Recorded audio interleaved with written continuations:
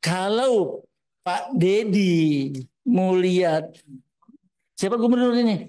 Gubernur yang sangat lambe tura itu macam-macam. Dia mengatakan saya akan mengongkosi seluruh UMKM 10 juta kalau dia bisa vasektomi.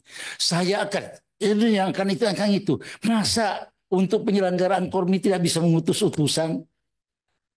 Wah ini betul-betul itu luar biasa. Dia kan kontennya luar biasa setiap hari itu. Masa dia bisa mengongkosi anak nakal untuk dididik di Kodam Siliwangi, tapi untuk utusan KORMI ke NTB tidak mampu melakukan itu. Naib sekali gubernur ini kalau gitu. Sangat naib.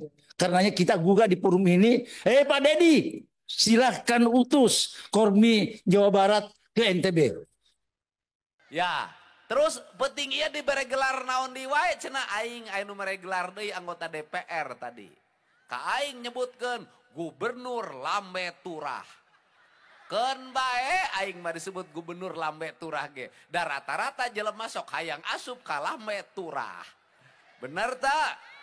Nek diberes gelar gubernur naon wae ge teu penting. Nu penting mah naon nu dijanjikeun ka rakyat diwujudkeun.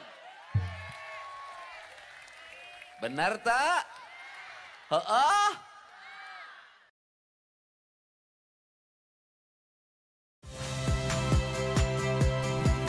Saya Harjuno Pramendito.